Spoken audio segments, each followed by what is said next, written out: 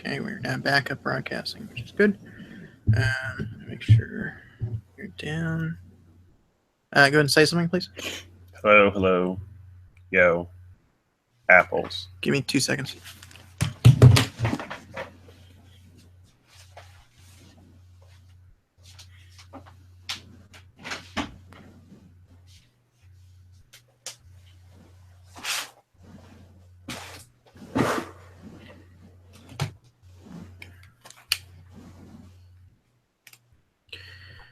Okay.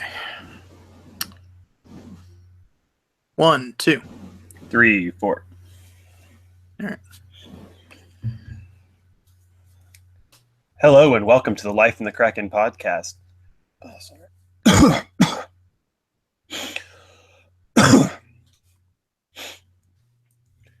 Hello and welcome to the Life in the Kraken podcast, Fillory edition. Your dose of magicians, even within the Barrens. I'm your host, Ed Robertson, editor-in-chief of We've Always Lived in the Kraken blog. And alongside me, I have joining from the Austin branch, managing editor of the same blog, Josh Cayusewicz. See, I don't get that. If they're the Barrens, does that mean they're barren of cocks? Are they barren of anything but cocks? It doesn't really make any sense. Yeah, they didn't really explain it too thoroughly, but we're going to be discussing... hold on a second. Is this the 6th episode? Yeah. Yeah. Let me do this again. Yeah, they didn't really explain that too well, but I presume that it's bereft of everything but cocks, but it wasn't entirely clear. But we're going to be discussing episode 6 of season 2 of The Magicians, also named The Barrens. And, a lot of stuff kind of happened, namely that we finally figured out how Alice is going to be involved with the rest of the season. And the answer was apparently by being sealed in Quentin's back. What else happened in this episode, David? We'll talk about it as we get along through there, but we're going to start by talking about Alice and Quentin's adventures. Damn, I was hoping I could trick you into recapping. Yeah, I know what you're trying to do, and I purposely am just moving on along. So I will also apologize ahead of time, people. I'm a little sick, so I'm going to sound pretty terrible. Or, well, worse than normal. So, yeah. Bear with me sniffling like I'm Donald Trump at a debate. So what did you think, I guess we'll start with of how they handled the reveal of what they're doing with Alice, and I guess just Quentin in general in this episode? God, I overall, the pendulum swung back for me, and I was fairly critical of this episode.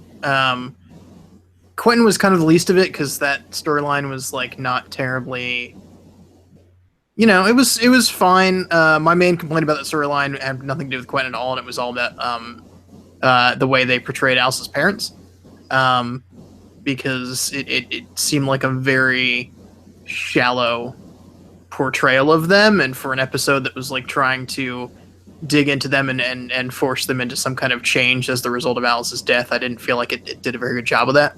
But it wasn't forcing. That was the whole point. It was actually just Alice wanting to torment them. There was not. What was supposed to happen is what actually happened. Alice's entire plan was for them to fail miserably at trying to change because they're terrible people and realize how horrible they are.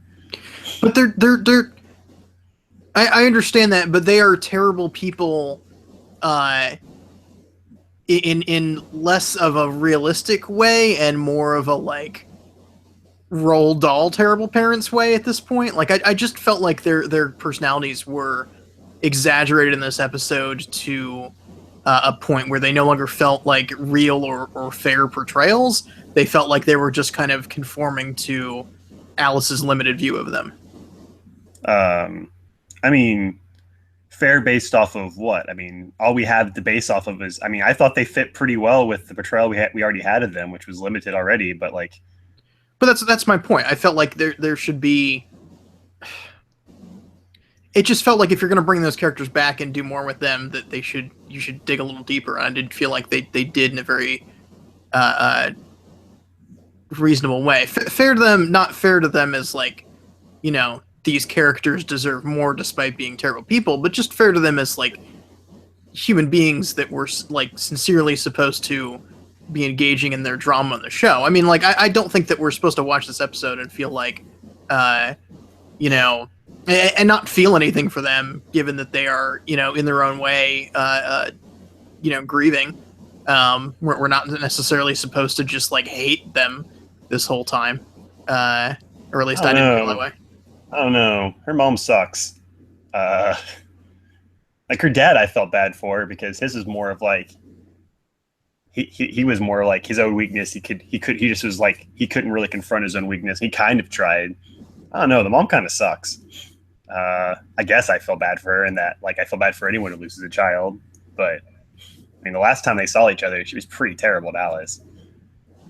Yeah, I guess I didn't mind it as much because I actually thought that was a clever way of doing it because I didn't really need those parents to be humanized because they're kind of pointless characters. So I actually kind of like the fact that this was a giant, like, more of just showing the new version of what presumably is going to be Alice than their parents. And as a hilarious, cruel trick on them, I thought that was kind of a genius. I mean, I guess it is shallow, but I guess I was okay with it because I just don't care about those characters and thought in a lot of ways they kind of got what they deserved for being terrible parents.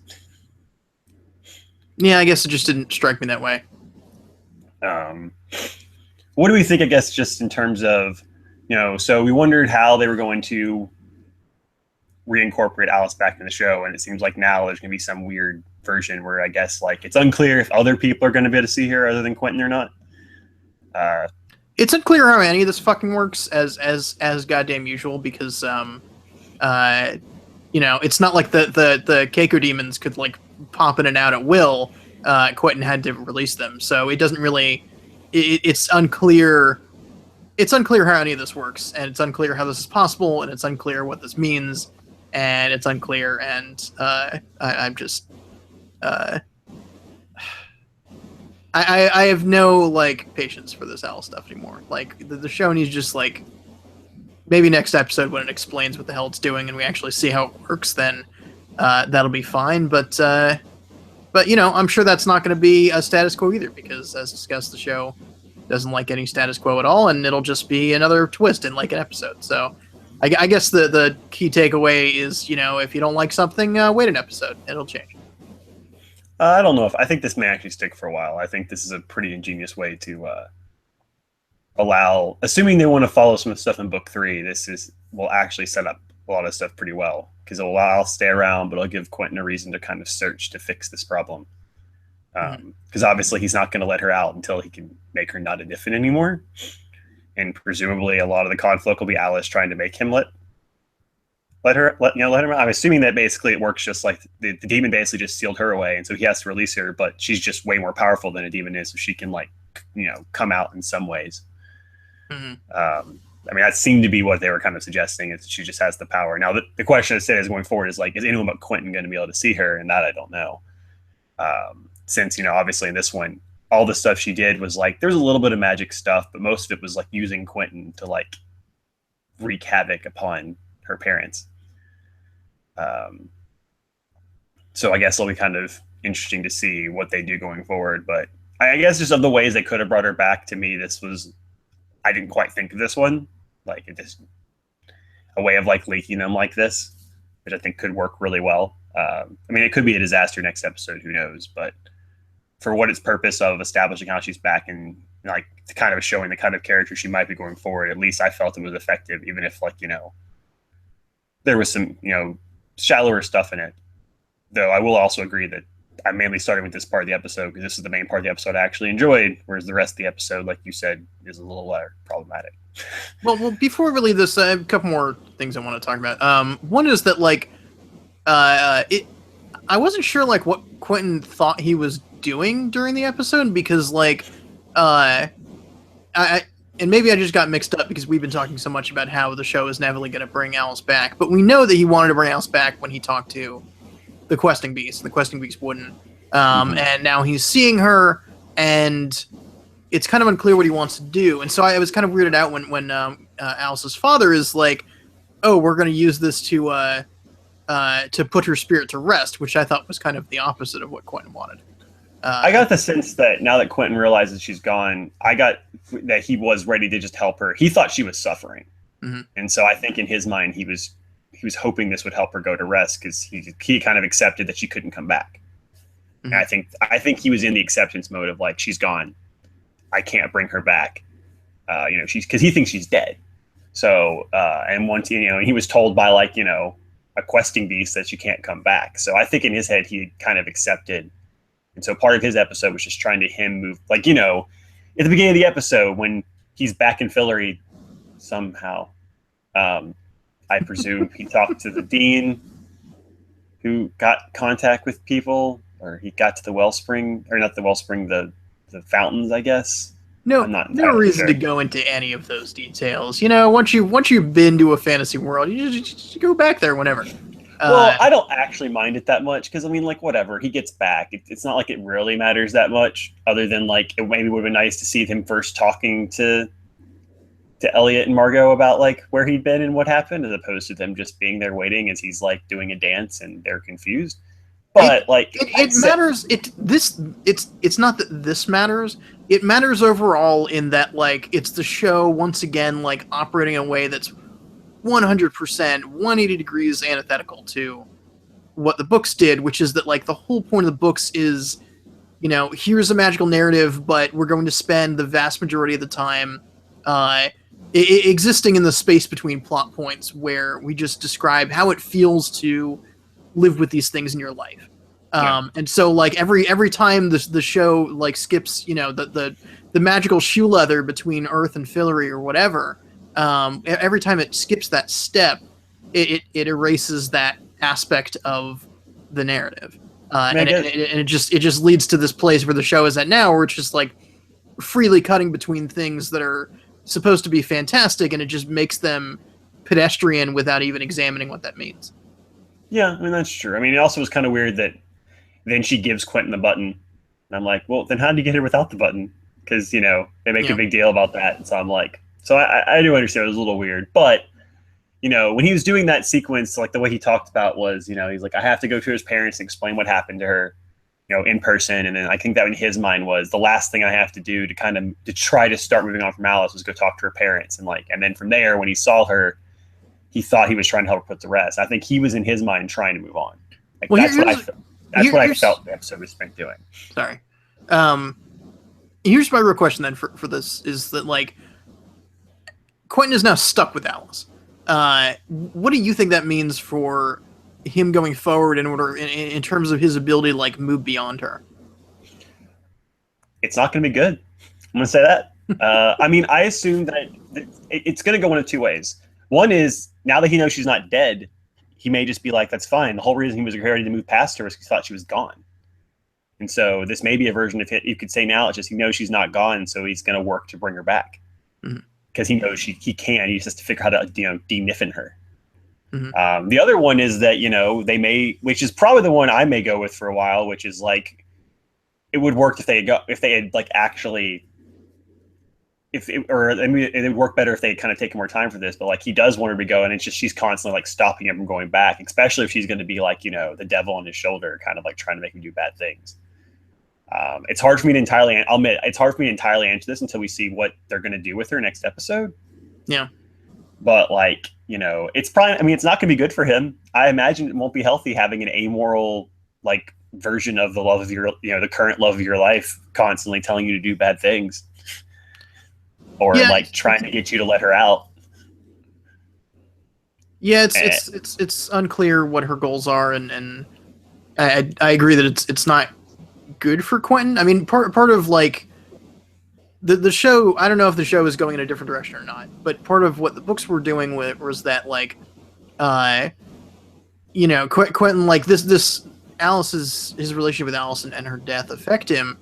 But he does like learn how to move past that, and it doesn't define him, it completely, and so I feel like, there's a lesson there about like growing up and the fact that like, years on your teenage romances or your young adult romances do not, necessarily loom as large as they once did, even if they end tragically as this one has. So I guess I'm hoping that Quentin like finds his way through the other side of this.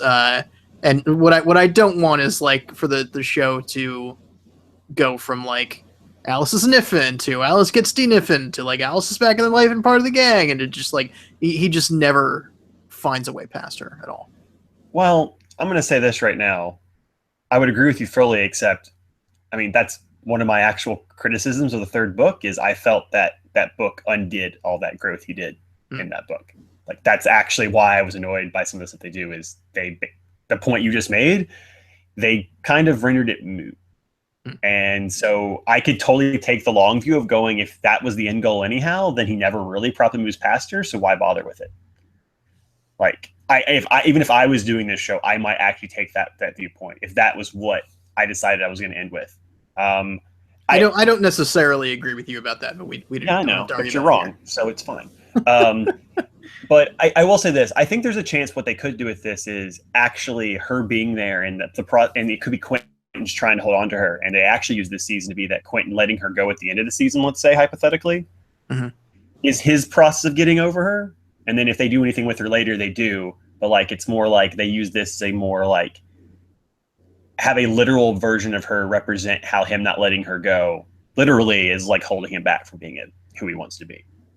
It's holding his back from being what his back wants. Like I said, literal versions exist in all of this. It's both a literal and figurative statement in every way about what she could be doing to him. So they could try doing that.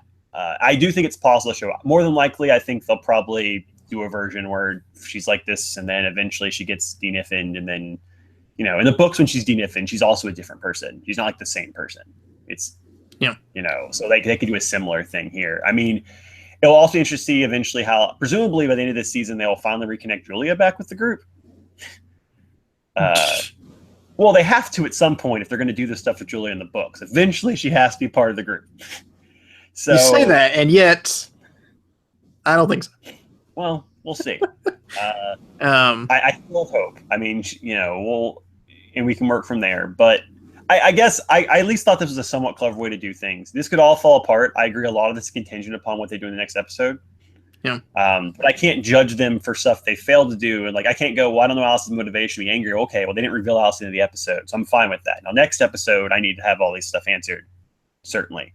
I can get annoyed at them again for the way they introduce these tattoos, because now there's no real connection to the idea of like them graduating and that being combined with this in a clever way, because it was just like another part of their stupid fight.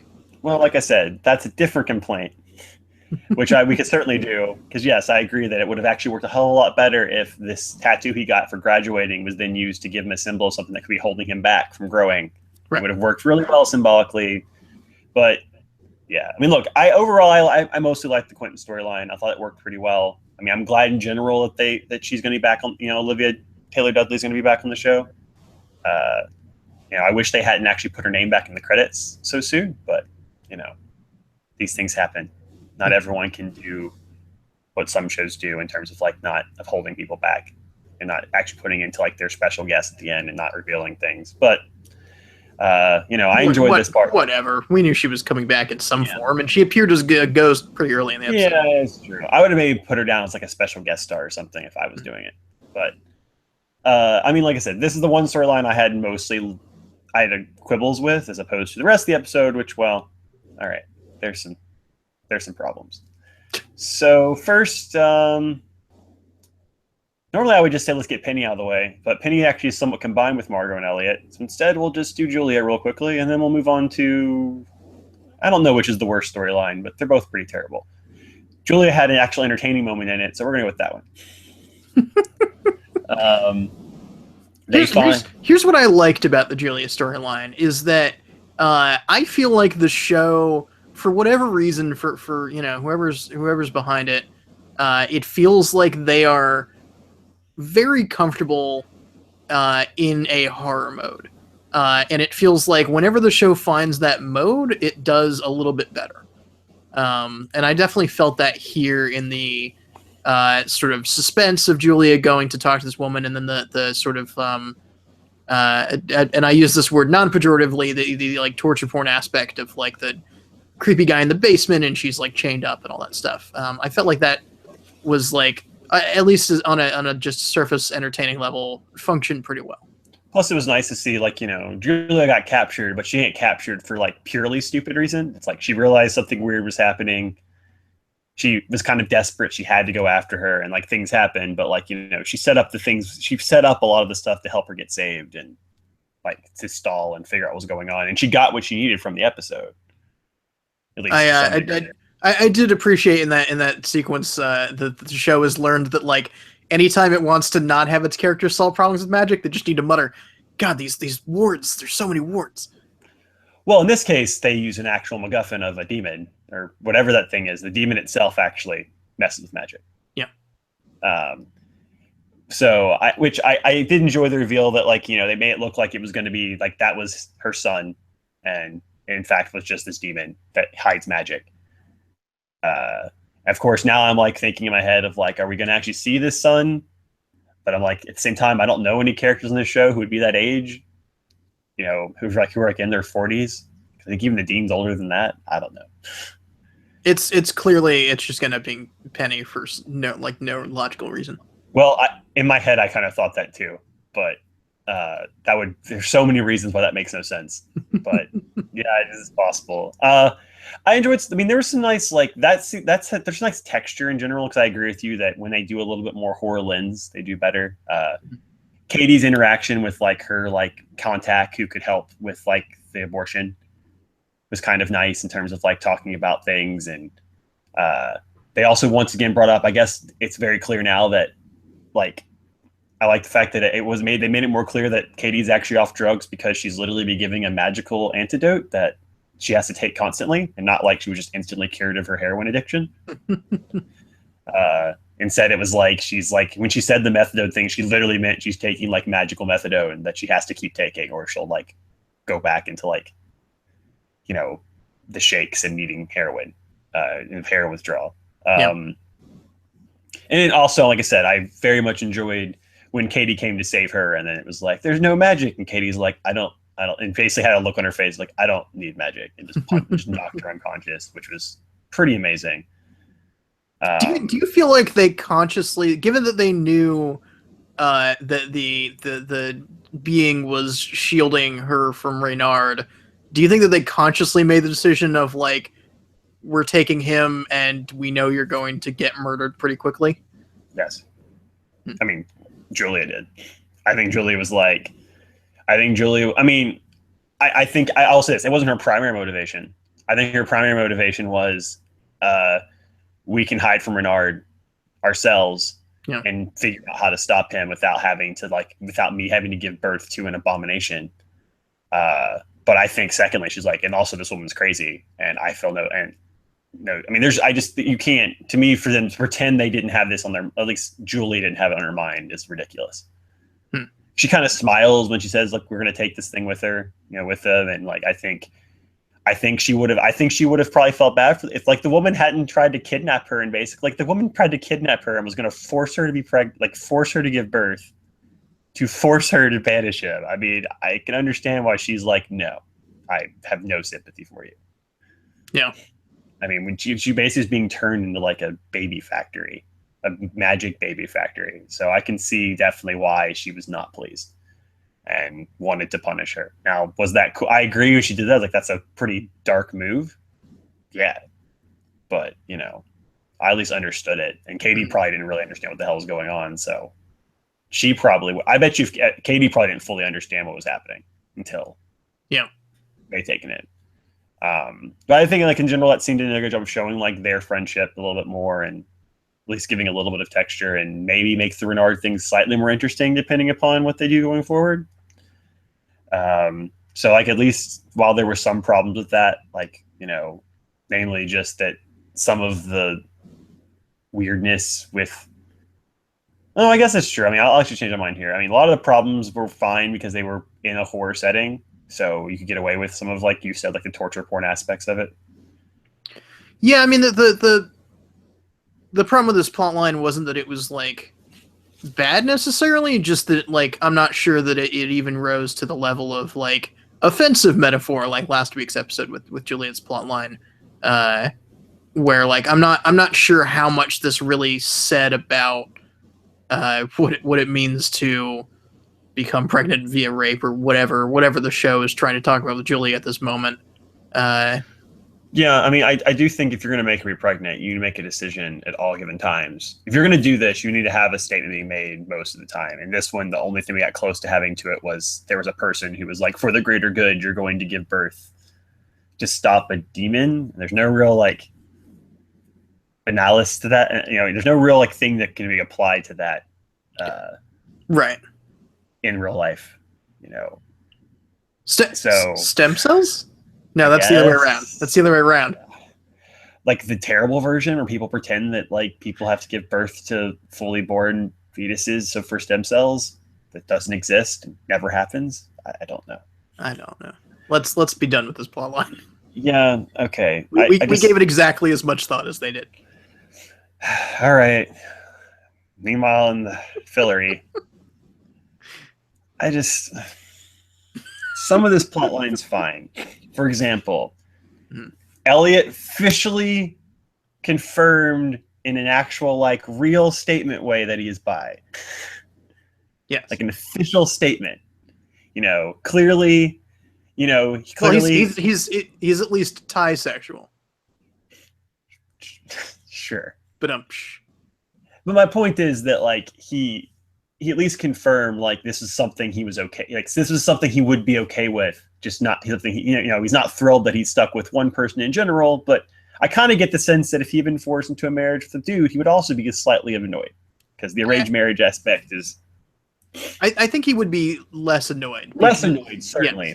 So let's because part of what he was talking about was that he does have a preference, and that like women are. He finds that kind of an interesting like kind of variety is the spice of life kind of thing, but not necessarily something that he wants all the time. Right. I felt like spring effect like a lot. He did kind of also really talk about the arranged marriage part of it being a problem, and they kind of seem to come down on that in general in this episode with using Margot's situation as well. Yeah, and I thought it was an interesting and sensible turn for his character to make, to be like, as much as I hate arranged marriage, I recognize that like I have to live up to my responsibilities, and so do you. And so like he's as much as he hates the situation for himself, like he is willing to entertain the possibility of Margot having to do this for the kingdom as well. Well, at first, then like there was a little bit of obviously he has a little bit of switch on that. Yeah. Mainly based off of like he was so annoyed about. I mean, they did do what he said. His wife told him she was a part of the Foo Fighters. Yes. Which I like that discussion they had too, where he was like annoyed, and by the end of the episode, like the beginning of the episode, he felt betrayed. By the end, it was clear he was just annoyed in general about the whole situation because like she rightfully points out like I didn't know who you were, like I didn't know when you were going to show up. I had to give up my life too, and like all this stuff, and you could tell he was thinking about all these things. Yeah, although I did like that scene bothered me when she tells him, purely because like they get like a little bit into it and then like the show cut away again. Like one of the reasons that I'm kind of down on this episode overall is that I felt like it was the show definitely falling back on its bad habits of like jamming too much into one episode, cutting away too much, not like giving anything like the room to breathe that it needed.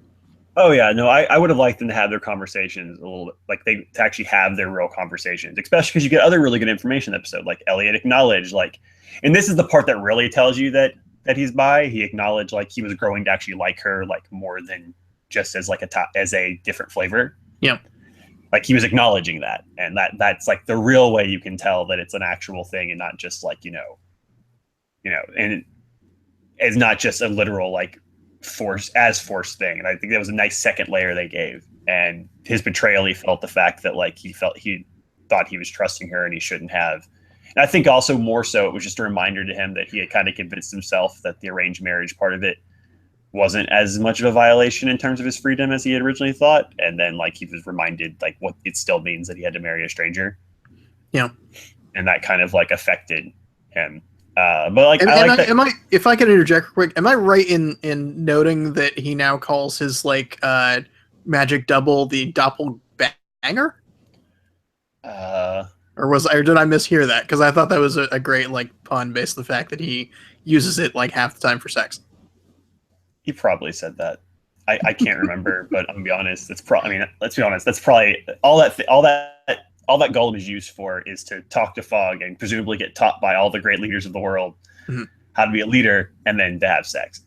So, you know, I mean, yeah, I also did enjoy in the episode that his wife acknowledged like her own awareness that he like, you know, didn't particularly want her and like what that You know, means and how that I mean, works. it should But, it you should be know, said that part of what he's feeling here is also like, as he says to Margot, like I made a human with her. Like part of it is like him going, I have a responsibility here, and I have to make this work. yeah, and so like he was just kind of working through his. I thought it was a very, for the most part, I thought he had mostly realistic reactions of like him trying to work through Yeah, like what all this means, and he didn't for the most part like react in a way that made no sense. Um, you know, and so I think it fit. I mean, even like you said, his part where he tells Margot about arranged marriage, that like it was kind of interesting that, you know, she was like, why should I have to do it? And he's like, I had to do it. You're also a queen, like, you know, sucking. yeah. I'm accepting my responsibility. You need to as well.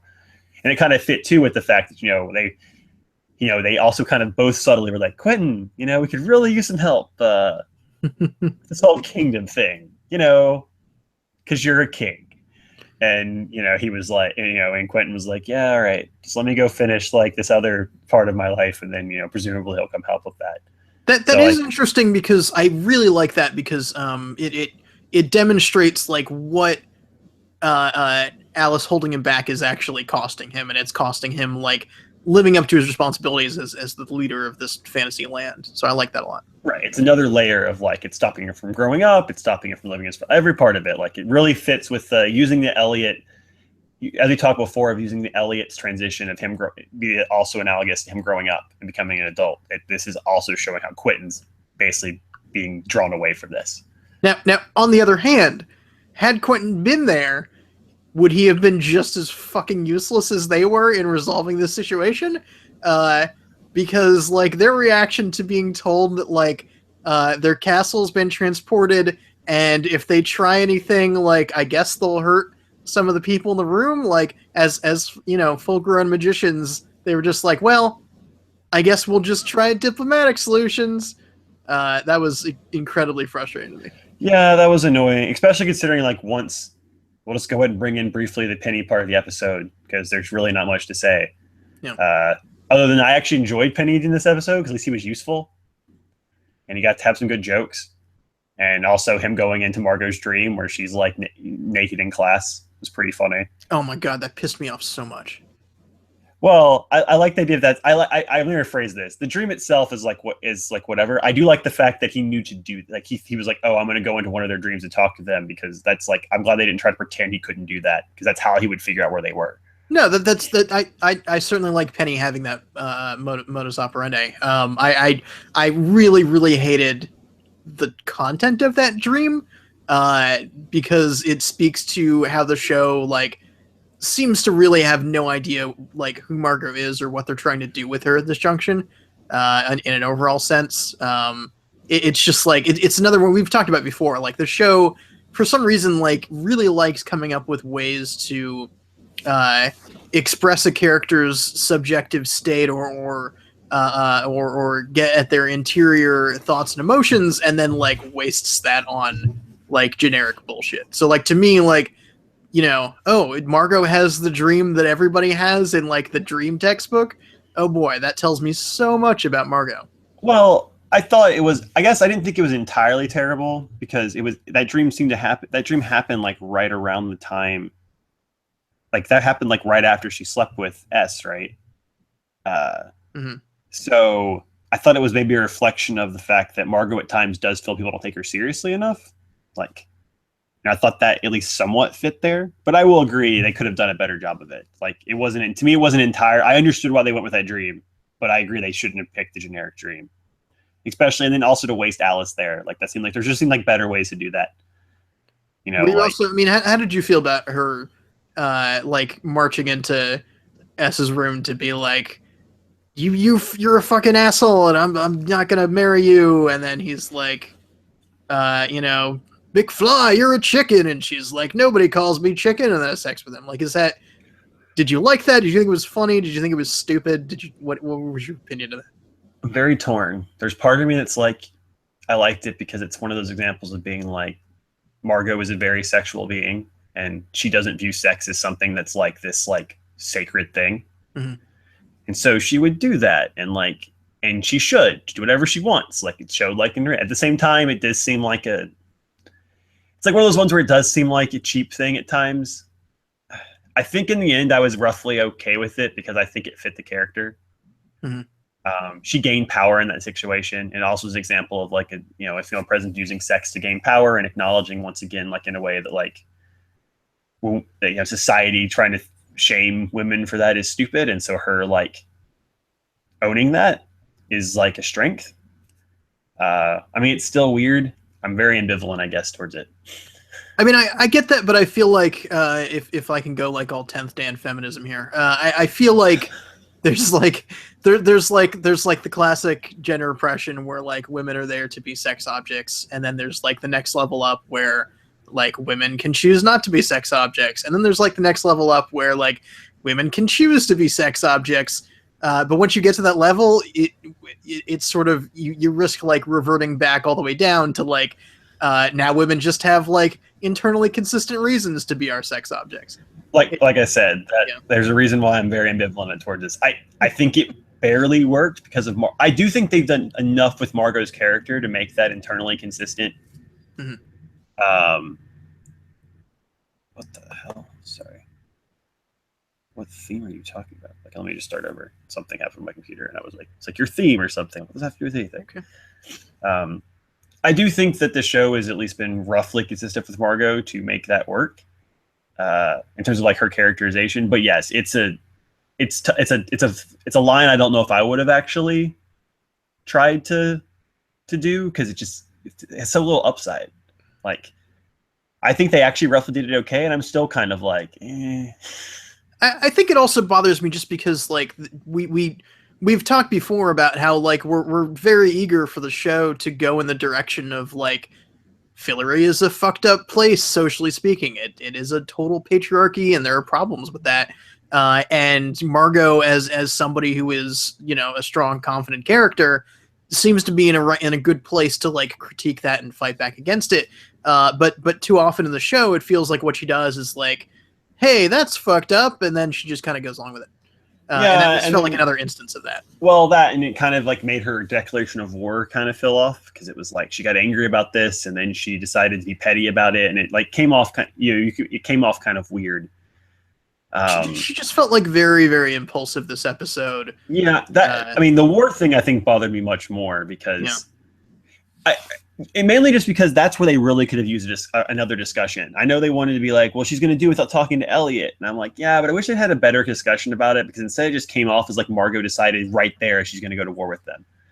She's being very impulsive and like letting her emotions get the best of her and not like a decision she made. Like, I would have much preferred if they had talked and then she goes like, I'm not going to do this. In fact, we're declaring war on you. And then she goes and explains because your entire society is based off of bullshit and I'm tired of this. And our monarchy is going to fight against we're going to fight against this and we're going to change the patriarchy. Like that seemed like the perfect place in which like she could have basically said we're going to war against like your ridiculous patriarchy principles.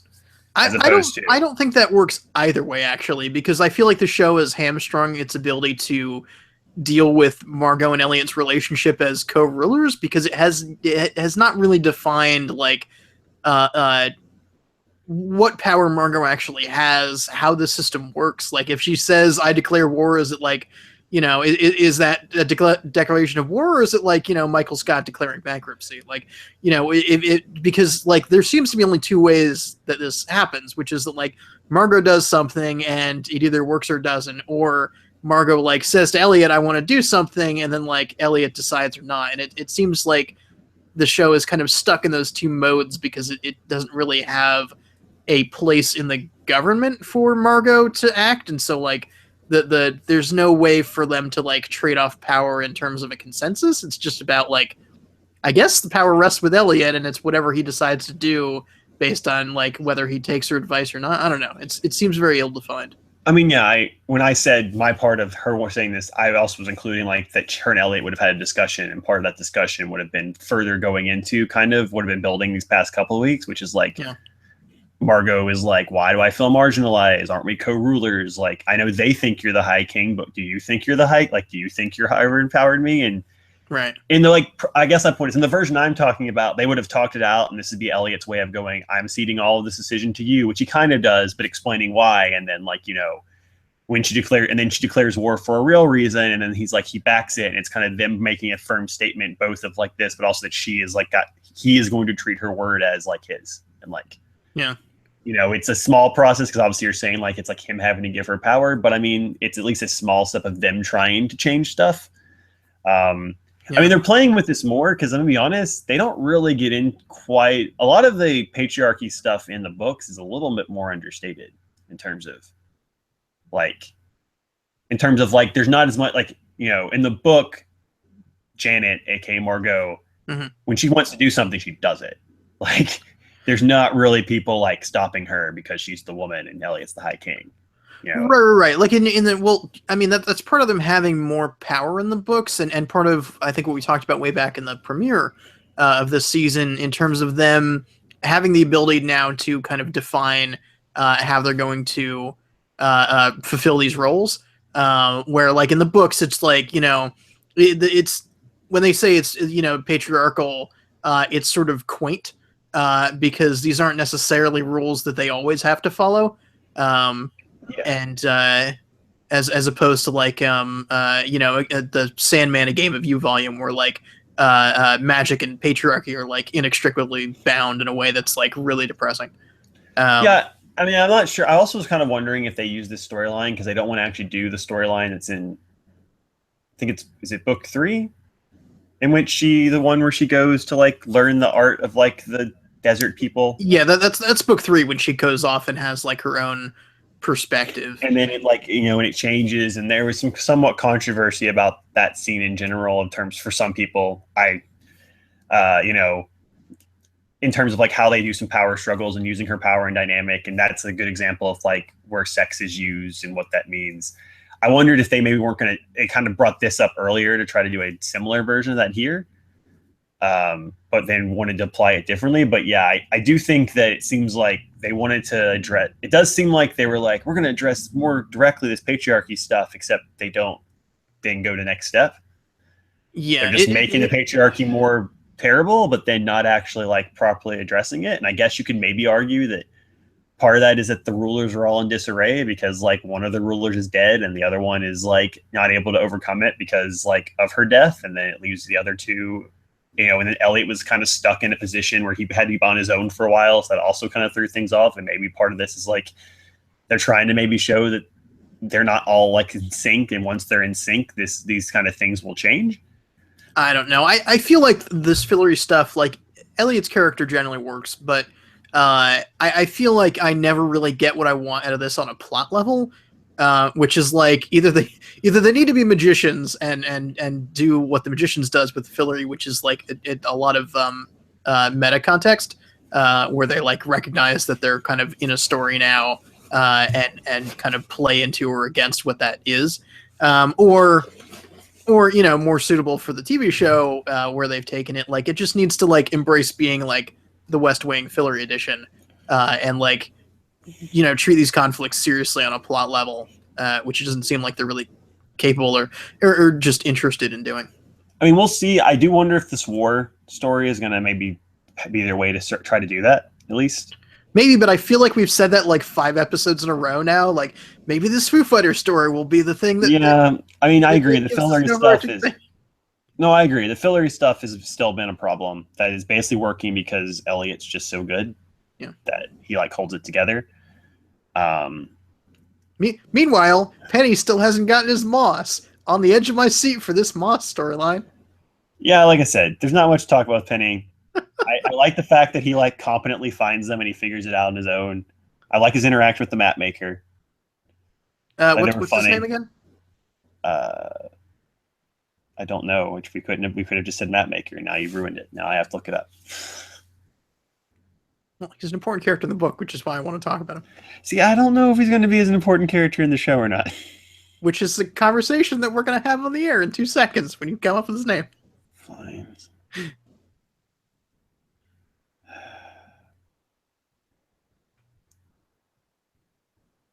Bartholomew?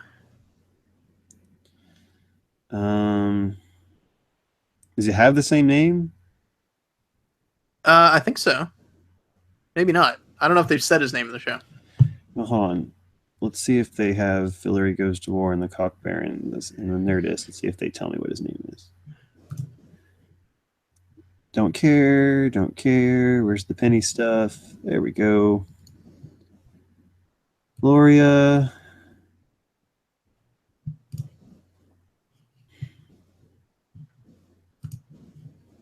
Benedict. Okay. Okay, fine. I will do this. He's called Benedict in the show? I don't know. He's Benedict in the book, and he's the map maker in both. Okay, fine.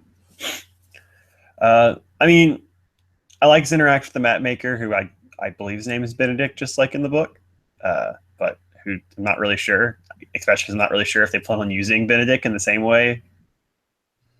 I don't know why they would build up this character if they were not eventually planning on using him in some fashion in the book 2 plotline. Although they definitely don't seem to be like establishing him very well as like a foil for Quentin, which is definitely what he was supposed to be in book 2, or what he was in book 2. Well, also I'll be interested to see if they use specifically just because of like what Benedict becomes in terms of like he starts training, he kind of becomes the hero that Quentin thinks he's going to be, or like he follows the same path, and it'd be an interesting decision with the actor they cast if they try to do that with him. But like I do wonder if they're going to do a different version of that. Obviously, he's very important in terms of like Benedict is pretty plot crucial to how Quentin's end state at the end of book 2. Like he is in fact the sole cause of that end state. So I hope they do something with him, but it's hard to tell. I mean, I do agree he does seem to be used just enough where he's probably going to have more importance later. But he spent most of this episode just being like, I don't have a map that worked for this, and like sits there drawing. And the only real like non-joke version of him is when he gives Penny the map because he's being nice. Otherwise, he just spends the whole episode like fretting because there's no longer an accurate representation of the map of the world. And then it is a funny joke when the castle reappears, and he's like, yeah, but that definitely seemed like, I don't know, like he was bordering on like kind of an autistic level of like, I have to do this thing. This thing is what I have to do. Yeah. I agree. I just meant like that. As a whole, there was issue. I did still, even though I knew that joke was coming, I did kind of enjoy that joke just because he had finished it. He had just been nice. The castle reappears, and he's like, "Damn it!" But I mean, that also was Penny's problem was that like while he was useful in this episode, he then kind of highlighted what you talked about, which is he shows up and is like, the castle's not. He tells them what's going on, and then they immediately undo the illusion. Yeah, and I'm just like, maybe you could have done that. I agree with you. Like maybe you could have acted like magicians to begin with, because I tell you what, I know you guys are more powerful than that dude, than the random dude who made the spell in the first place. Yeah, they're like, it's so dumb. Like they could have used their magic to fight those guys. They could have used their magic to like find out where they are. They could have used their magic to do all sorts of things. Well, yeah, like it's like as soon as he takes them, they're like, all right, we've taken your castle. All right, now we're gonna slowly capture everybody. I'm like, or they're gonna cast magic and stop you all right now. Yeah, it sort of goes to what one of my major complaints about the show is that like the show does not really ever do the like, it seems like this is the solution, but then it turns out that this is the solution. And to me, like that's a really good dramatic structure of like, we're going to try and solve this with magic, but then it turns out we need to solve it with talking and emotions. That's how like you invest those closing scenes of talking emotions with more power, and also how you talk about the fact that magic isn't something that solves all your problems. And so like whenever they like just skip over a solution that doesn't work, it just like it removes like one of the basic foundation building blocks of drama, which is like the try-fail cycles of like, we tried this and then we had to learn and grow in order to succeed when we tried this other thing. Well, and also it was kind of annoying because I'm like, I just when that like wizard cast that spell, I was like, that's a really powerful spell. Like, wouldn't like the number of people that could even do that seems kind of low, and it's just a random staff. Like, I feel like they'd at least question those things. Like, I know Fillory can do different stuff, but that's a crazy level of magic to do what they hypothetically said they did. It also just bothered me like that sequence because like, and again, like the same thing that happened with the Foo Fighters is that like the dude or almost the same. Like this time, the dude shows up and has like an actual grievance that we can discuss, which is, they feel like they're angry that the wellspring is failing, and they feel like they've never had fair access to it in the first place. And then like Margot and Elliot, instead of like trying to be fair to them, jump pretty quickly to like, well, fuck you, it's our wellspring. It just feels like they're.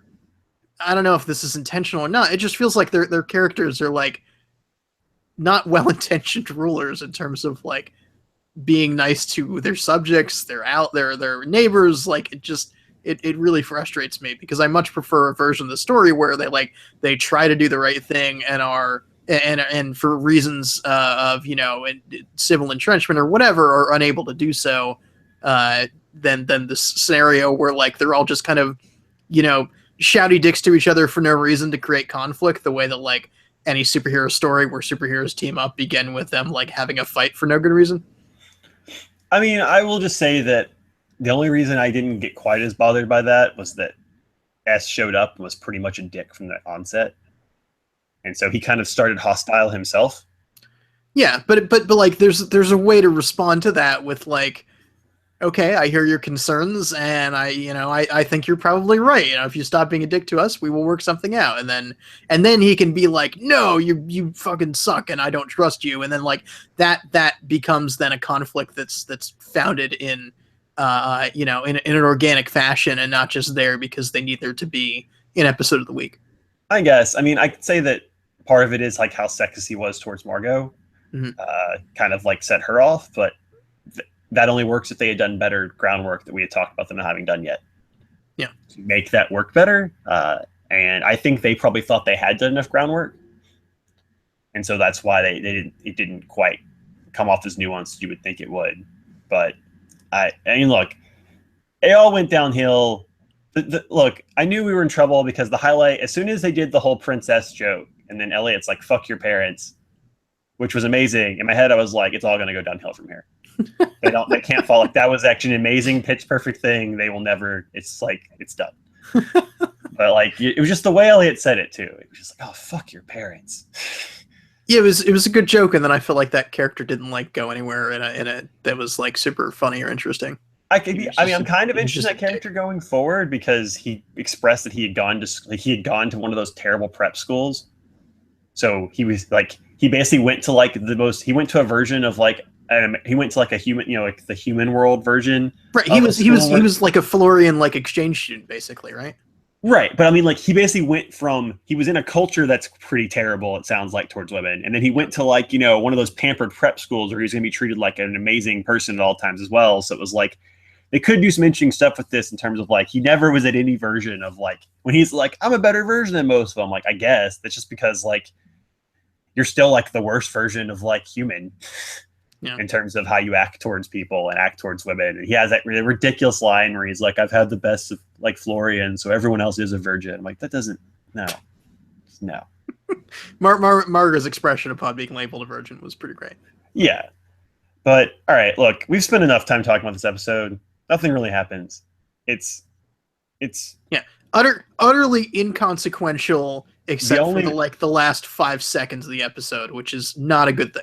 Right. There's a reason I started with Quentin first. Only Quentin's part I felt had any real consequential answers to the story going forward. And I guess technically the fact they're actually in war now with Loria is also consequential. Everything else is like, whatever. Julia learned that if she like does magic while giving birth, it's like super powerful. I don't know what that fucking says about the world, but I'm sure they're not going to explore it. Well, yeah, she's not having that kid, so I would actually really angry if she decides to have that kid. I think it's very important if they're going to do this storyline and they're going to stick to it, she can't have that kid. I agree with you. But she probably will. So we'll see. Maybe next week this will get better. This was definitely a downgrade from past episodes, which is sad. Still overall better than probably the bad episodes of the first season, but more pronounced. But that's it for this edition of the podcast. Thanks for listening. We have to go now. What do we want to do? A Cock Barrens joke? Something about the maps? I got nothing, man. All right. Give me a second.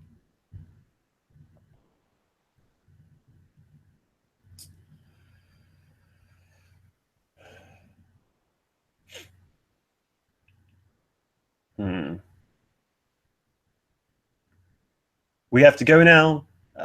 Our maps are now out of date, as the Kraken has in fact made Hawaii disappear. Okay. All right. Back